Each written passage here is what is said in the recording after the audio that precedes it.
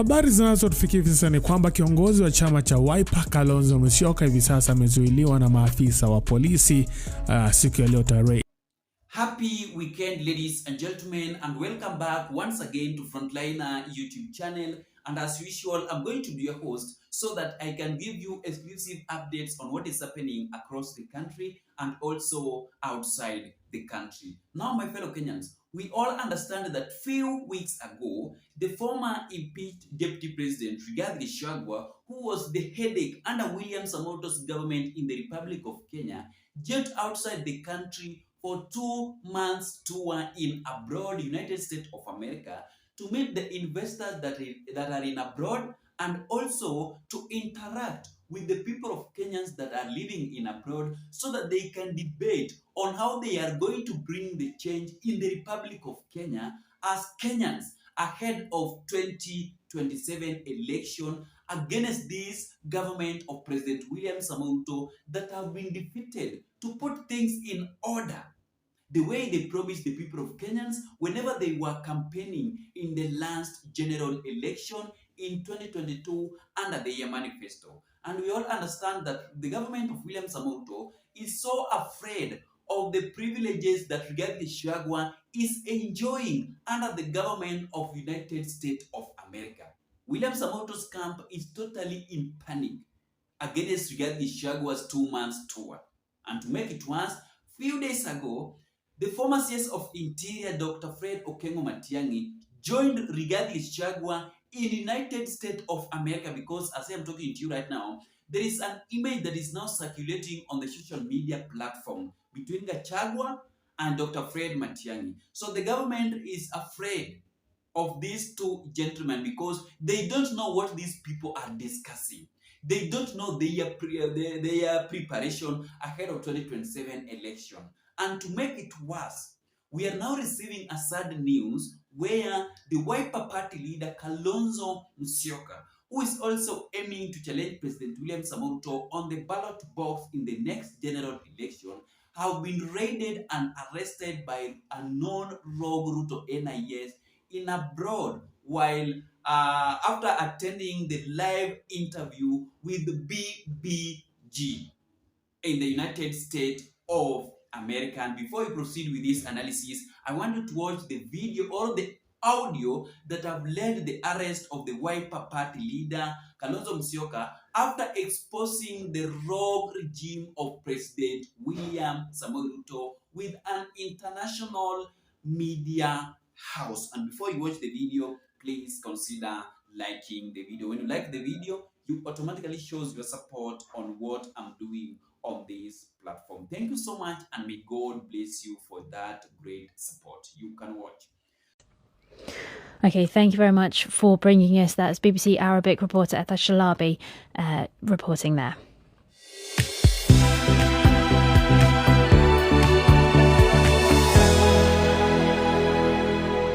To Kenya now, where political tensions are rising as some protesters face terrorism charges.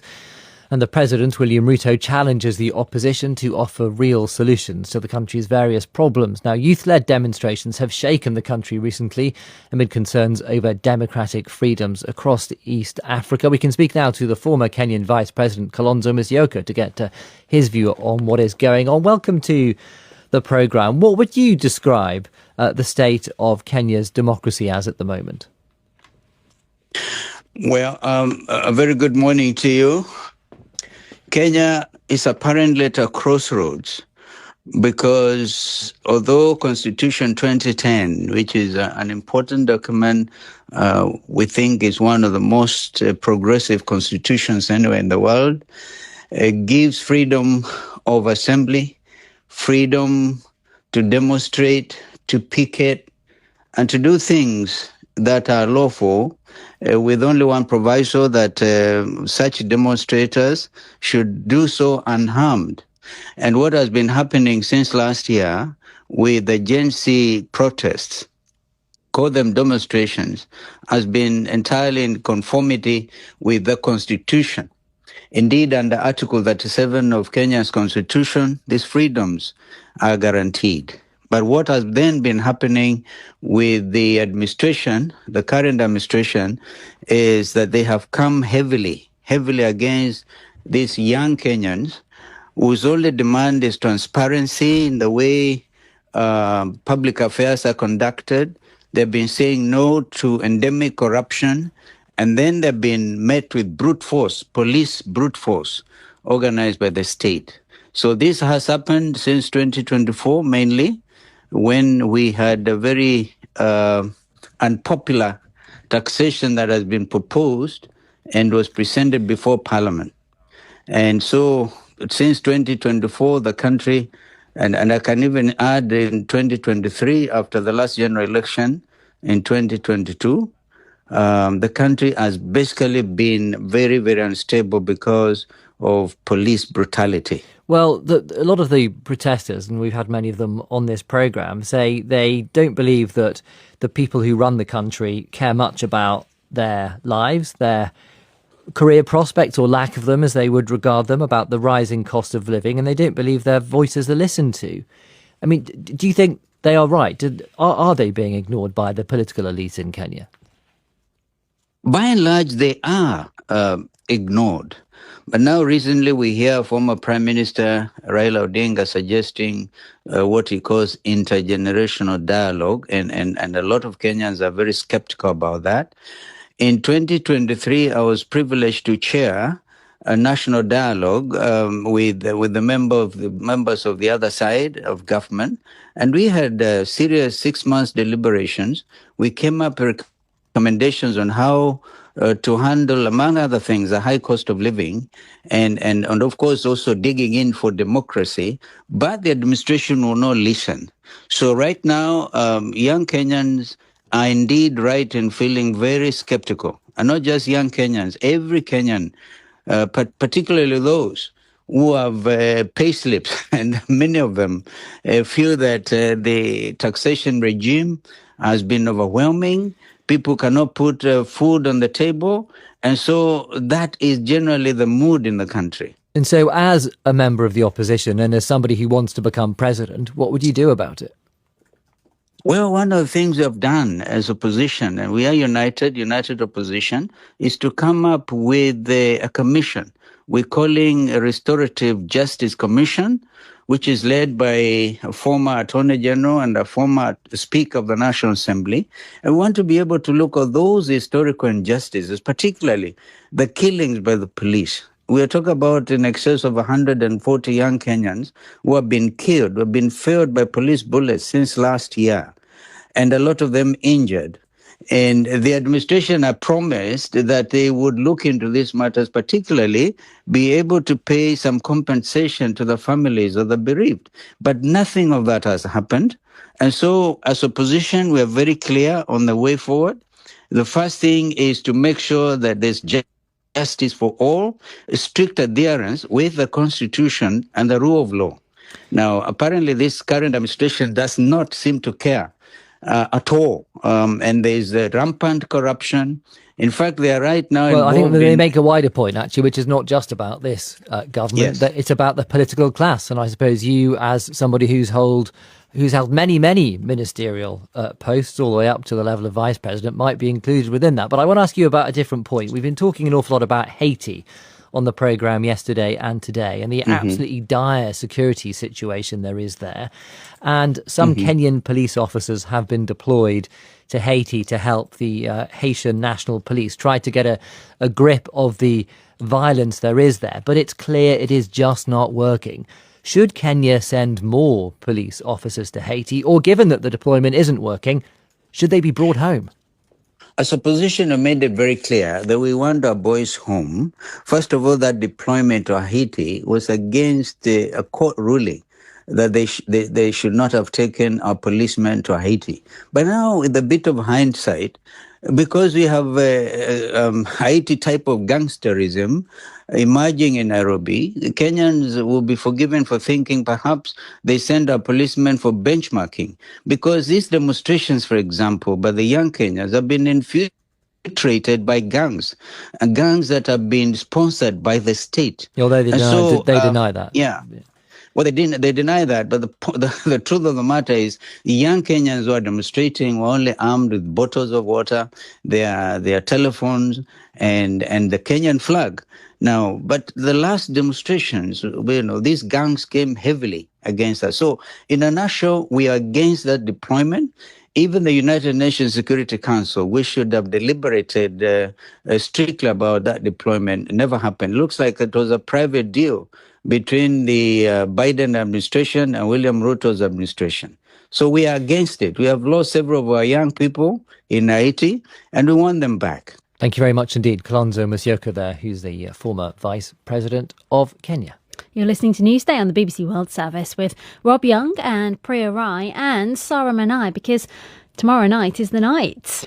It's the big night. We talked about it all morning. The stage is set for a thrilling finale for the... So that is the statement, that is the audio that have led the arrest of the Wiper Party leader Kalonzo Musyoka after exposing the rogue regime of President William Samoei Ruto on what have been happening in the Republic of Kenya amid the ongoing protest, where the Gen Zs have been killed illegally, arrested illegally, abducted illegally, tortured illegally, just because these people have been on the street trying to fight for their rights, trying to fight for good accountability, trying to fight for good governance, and many other things and many other challenges that the people of Kenya are undergoing through this regime of President William Samoei Ruto. And I really agreed with what Kalonzo Musyoka aired out during their live radio interview with a journalist from international media, BBC. I think it is BBC or BBG, something like that, outside the country. And right now, the government is afraid because there is a leaked information of a United States of America president supporting opposition leader fully ahead of 2027 election. Because right now, Gachagua is with Kalonzo, Matiangi, and Martha Karua. And these people are the stronghold in opposition side that are preparing themselves as a force and also as a factor to choose one leader early next year that is going to challenge President William Samoei Ruto from the ballot box, so that they can mobilize Kenyans to make sure that they challenge President William Samoei Ruto on the ballot box. So this time round, it is not going to be much easier for William Samoei Ruto to return back to the office so easily the way it happened in the last general election in 2022. So right now, the government of William Samoei Ruto is full of panic. Hawajui Kenya wanaweza fanya. Wamejaribu na economic empowerment. Right now, they are on the trap of economic empowerment to win the hearts of the people of Kenyans by uplifting them, uplifting their lifestyle, which is not even working. I hope you watch what happened a few days ago after the government of William Samoei Ruto was exposed beyond the fake economic empowerment that is full of politics. It is full of political economic empowerment instead of uplifting the lifestyle of Mama Mboga, Boda Boda Rider. Because let me ask you a simple question. Can 60 Bob uplift the life of Mama Mboga, Boda Boda Rider, mtu wa mjengo, mtu wa mkono wa chini, yani mtu wa mkono, mtu wa chini? Can it make it good? Can it live his life? So the government of William Samoei Ruto have tried different means to win the hearts of the people of Kenyans, but it is not working. It is not working because Ruto have refused to resolve the problems that the people of Kenyans are undergoing through his government. Because even those things that are working under William Samoei Ruto's government are just working because of the pressure of Kenyans. After William Samoei Ruto have realized that Kenyans are not with his government, Kenyans have walked out of his government because of unfulfilled promises, because of promising too much things that he cannot be able to succeed with them. Yet 2027 is around the corner. So right now, Ruto is just campaigning ahead of 2027 election. Ruto is having much focus on what opposition leaders are trying to do ahead of 2027. Thank you so much, ladies and gentlemen, and may God bless you. See you in the next video that is going to be uploaded shortly within no time. And I'm humbly requesting you to keep it locked on Frontliner YouTube channel. Subscribe to our channel, like the video, comment on them, and don't forget to turn on notification bell for more updates, so that whenever we publish a video like this, YouTube will automatically notify you that Team Frontliner YouTube channel have updated something new on his platform. Just press that subscription part twice. Ukisha subscribe, just turn it again for the second time. Then notification will be now on each and every time, so that you will be having a full, well-researched analysis on this platform. May God bless you, Kenya.